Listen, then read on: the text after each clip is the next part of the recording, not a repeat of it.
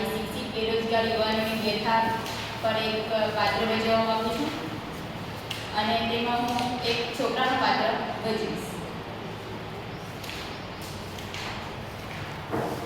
ચાલો આજે જે પેપર વાંચી લો, ઘણા દિવસથી કંઈ જોયું નથી.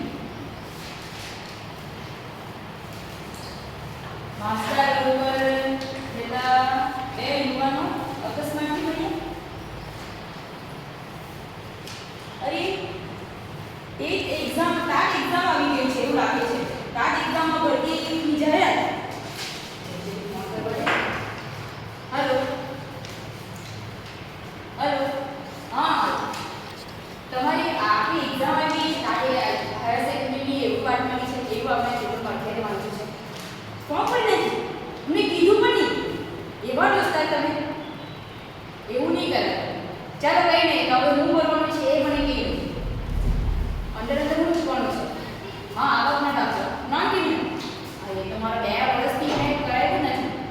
3 વર્ષ ચાલે મારે જોવા પડશે કોણ છે.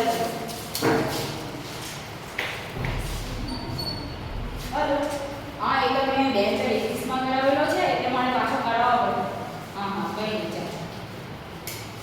ચાલો ચલો નોન ક્રિમિનલ કરાવવા જવા પડશે ને. જો આ ડોક્યુમેન્ટ મારે નોન ક્રિમિનલ દાખલો કરાવવાનો છે. શું સરપંચને તલાટીને સહી સિક્કા જોઈએ? પાછું સરપંચ પાસે જવા પડશે. બેઠા છે સરપંચ સાહેબ, અહીંયા તલાટીના તમારા અને તલાટીના સિક્કા કરાવવાના છે. નથી સરપંચ? તલાટી પણ નથી. ચલો પછી કાલ આવીશ.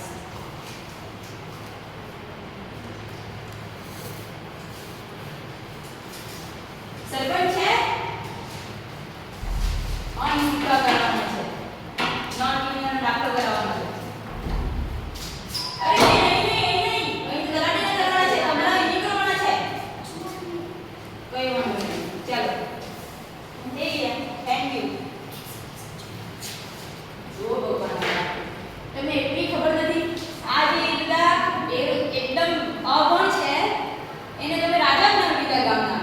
અમારા સર્ટિફિકેટ તો સાઈડમાં પડી ગયા. અમે એકદમ બેરોજગાર છે.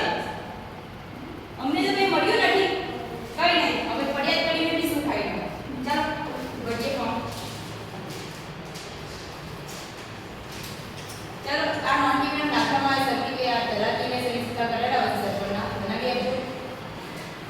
પપ્પાને જરૂર પડશે. પપ્પાને બોલાવવા પડશે. પપ્પા તો આવશે નહીં. ચાલો કઈ વાંધો નહીં, કોન્ટેક્ટ કરી તો લાગે છે થોડું શું. હેલો, હા પપ્પા તમારી જરૂર પડશે એમ કહે છે નોન ક્રિમિનલ દાખલામાં. હા આવી જાઓ ને હવે. કેટલી વાર? હા હા ચાલો પપ્પા આવ્યા છે. ચાલો આવી ભરાઈ ગઈ. હવે ક્યારે મળશે? કાલે? ફોર્મ ક્યારે ભરાશે? કઈ વાંધો નહીં.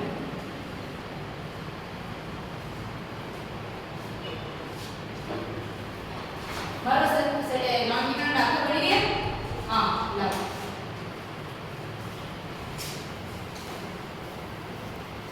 આ ફોર્મ ભરવાનું છે. નોન ક્રિમિનલ ભરી ગયું છે. આવકનો દાખલો છે. શું 400 રૂપિયા ભરવાના અંદર?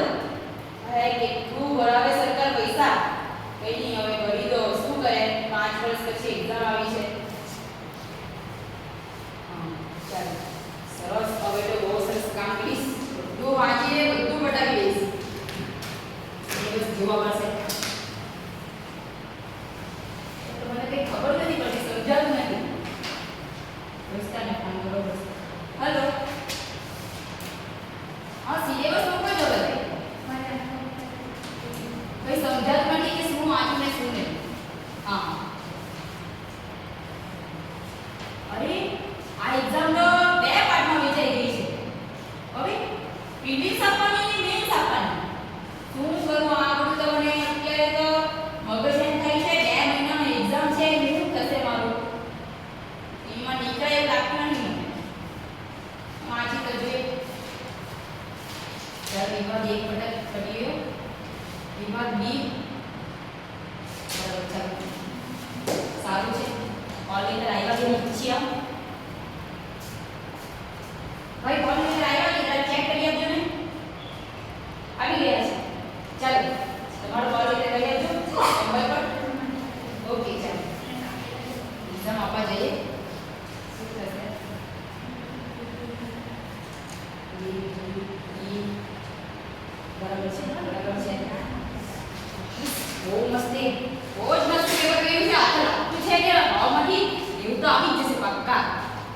મસ્ત ગયું છે.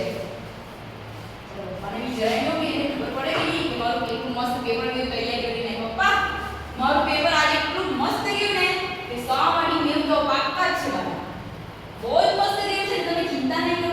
તમને મેં દોડધામ કરાવ્યા છે ને તો ટેન્શન ન લો. એનું ફળ તો મળશે જ ને.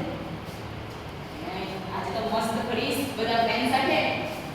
બસ કોણ આવ્યું છે?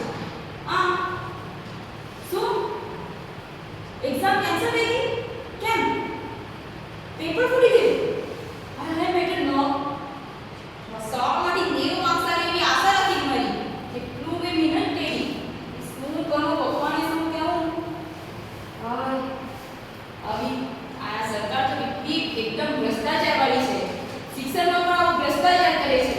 ને અમારા જેવા એકદમ ભણેલા ગણેલા તો એ જ જવાના કે બેરોજગાર એ જવાના. શું કરે?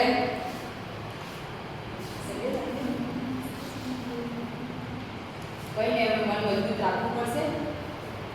તો એવી જ રીતે આપણા શિક્ષણમાં અને આપણે અનેક આવા ભ્રષ્ટાચારો થાય છે. એ ભ્રષ્ટાચારમાં પણ આપણે એની સાથે મન મજબૂત રાખીને રહેવું પડશે અને તેમાં ભીડ પણ પડશે અને ઉંમર પણ વધશે. પરંતુ આપણે એમાં મન મજબૂત રાખીને મહેનત કરીશું અને જો કંઈ પણ તક મળે તો એ તકમાં આપણે